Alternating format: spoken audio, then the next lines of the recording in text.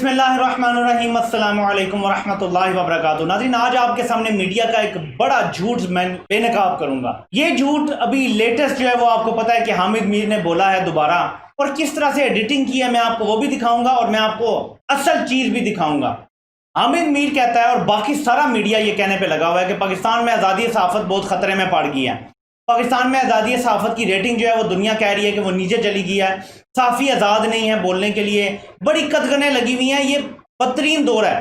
सलीम साफ़ी की आपको वीडियो याद होगी, एक जो वायरल हुई थी जिसमें सलीम साफ़ी को थोड़ा सा जो है वो उसकी ठुकाई हुई थी कमरान खान से, जब वो कहता था कि ये हाल कभी भी नहीं था जो अब हुआ है, बड़ी पाबंदियां लगी हैं, ये हुआ है वो हुआ है। तो मैं आपके सामने आज फैक्ट्स रखूंगा और आपको बताऊंगा कि किस तरह पिछले 10-12 सालों में मीडिया की जो रेटिंग थी कि कितना आज़ाद है या नहीं है, वो इस दौर की निस्बत बहुत बुरी रही है। आज जो है वो ज़बरदस्त रेटिंग है, लेकिन ये लोग उसको घुमा फिरा के गलत बता रहे हैं और मैं उसकी वजह भी बताऊंगा कि जो भी रेटिंग है ये इससे बेहतर क्यों नहीं है, इसकी क्या वजह है। मैं आपको सारा पॉइंट बताऊंगा ताकि आपके सामने सब कुछ हकायक आ जाए। देखिए, हमारी लड़ाई है कि हमने सच की तलाश करनी है, हकायक आपके सामने लाने, और वो मैं इंशाल्लाह ताला अपनी जितनी भी मेरी इस्तादात है उसके मुताबिक करता रहूंगा। तो आपके सामने पहले ये हामिद मीर की जो है वो मुनाफकत रखता हूं, फिर उसके बाद आपको हकायक दिखाता हूं।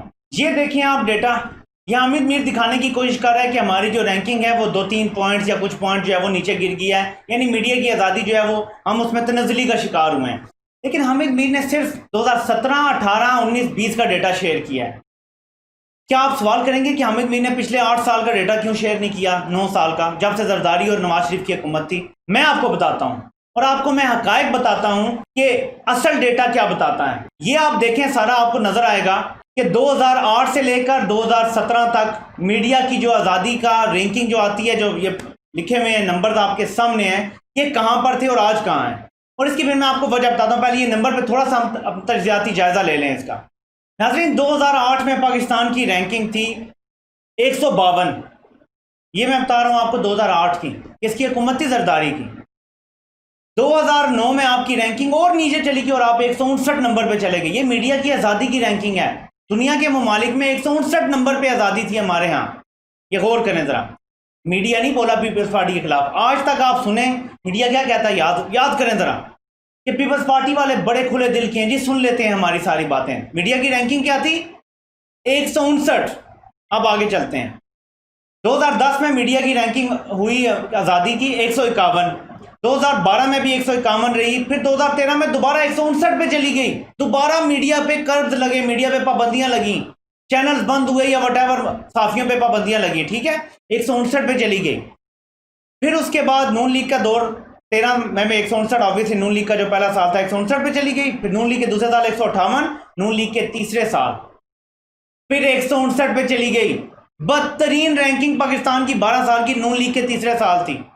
फिर नून लीग का जब 2016 में रैंकिंग देखें तो उसमें बेहतरी आई, 147 पे रैंकिंग आ गई। फिर उसमें और बेहतरी आई, 139 और 139 आखिरी 2 साल रही। ये 2018 तहरीके इंसाफ का भी साल था, ये नहीं कि नून लीग की हुकूमत तो 5 महीने रही है 2018 के। तो जो 139 रैंकिंग है ये पीटीआई और नून लीग का बराबर है। अब रैंकिंग 139 से सिर्फ 142 पे गई है, सिर्फ 3 दर्जे तनज़ली। और इस साल की रैंकिंग जो आई है वो आई है 145। और मैं आपको इसकी मुकम्मल वजह भी आगे चल के बताता हूं।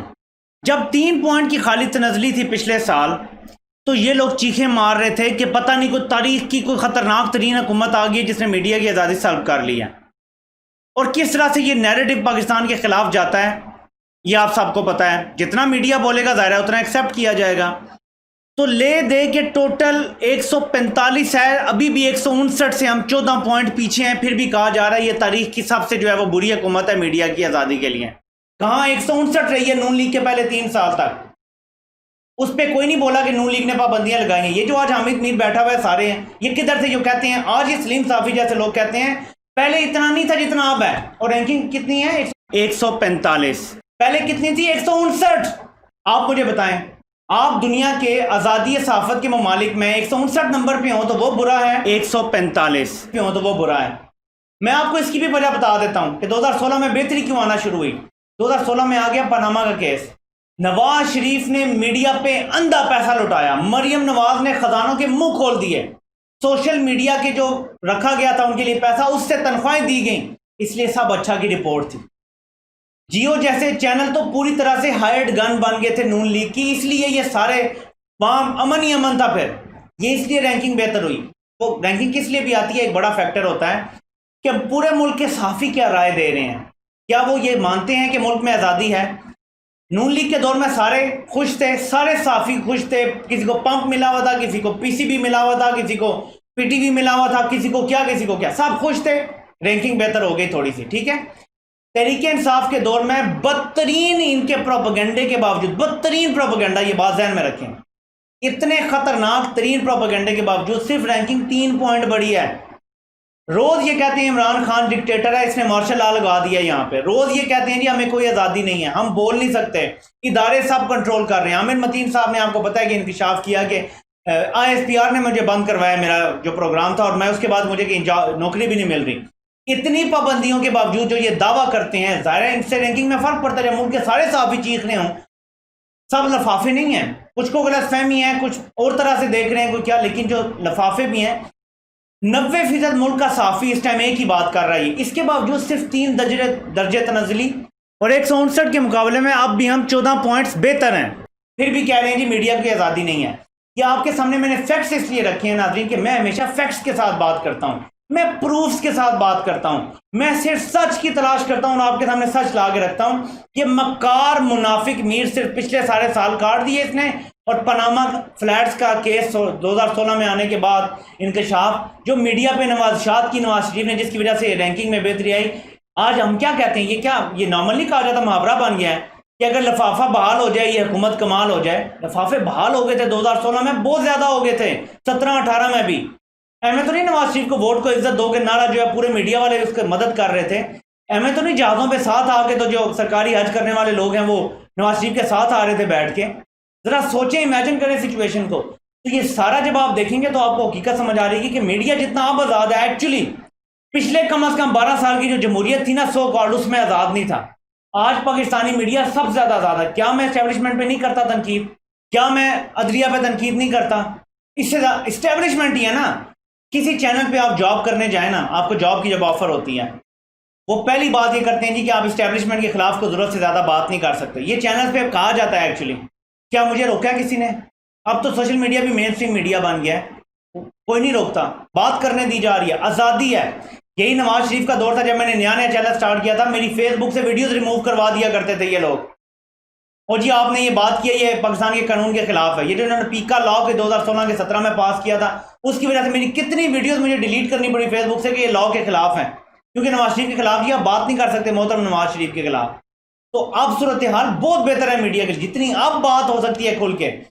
मीडिया पे बैठ के लोग कह रहे हैं नवाज शरीफ को डील मिली है, क्या एस्टेब्लिशमेंट ने रोका है ये बात करने से? मीडिया पे बैठ के लोग बात करते रहे आर्मी चीफ के एक्सटेंशन के हवाले से कि जी डील हो गई है, वो एक्सटेंशन के लिए वोट देंगे, वो उनको रियायतें देंगे। आज लोग बाहर बैठे हैं, क्या रोका गया किसी को? और बहुत सारी ऐसी बातें जो मैं आपको कह दूं कि जितना मीडिया अब आज़ाद है, जितनी हुकूमत की अब लित्तर परेड करता है मीडिया, कभी तारीख में नहीं हुआ। मैंने नहीं देखा अपने होश में, मैं ईमानदारी से आपको बता रहा हूँ, हैंड ऑन हार्ट, कि जितना मीडिया अब आज़ाद है कभी भी नहीं हुआ पाकिस्तान की तारीख में। इवन मुशर्रफ ने जब सबको मादर पितर आज़ादी दे दी थी तब भी ये हाल नहीं था जितना अब आज़ादी है। झूठ बोलते हैं आप, सबसे ज़्यादा झूठ भी मीडिया आप बोल रहा है, फिर भी आज़ादी है। तो ये आपके सामने मैंने फैक्ट्स रख दिए हैं। उम्मीद है कि आप लोगों को अब बात समझ आ गई होगी कि हमारा मीडिया लगातार झूठ बोल रहा है, झूठ के अलावा कोई नैरेटिव नहीं है उनके पास बेचने के लिए। इसलिए, और जब किसी के पास झूठ के अलावा कुछ बेचने के लिए ना हो, उनका मुकदमा बड़ा कमज़ोर हो जाता है। तो अब मुझे तरस आना शुरू हो गया इन पर। ये बेशरम लोग लफाफे, कुछ गलत फहमी, कुछ हुकूमती तर्जुमानों के सख्त जवाबों की वजह से नाराज़ हैं, कुछ अपने आप को ज़्यादा बड़ा हीरो समझते हैं इमरान खान से। मिलजुल के ये अजीबो गरीब एक खिचड़ी बना दी हमारे मीडिया ने। मैं सबसे रिक्वेस्ट करूंगा, please take a deep breath, rethink your strategy. इतनी बुरी हुकूमत नहीं है जितनी आप बना के पेश कर रहे हैं। तो नाज़रीन, आपसे इंशाअल्लाह ताला ऐसी मुलाकात होती रहेगी। सच की तलाश हम जारी रखेंगे। अल्लाह पाक आप सबका हामी नासिर हो। आप सबके सुनने का बहुत बहुत शुक्रिया।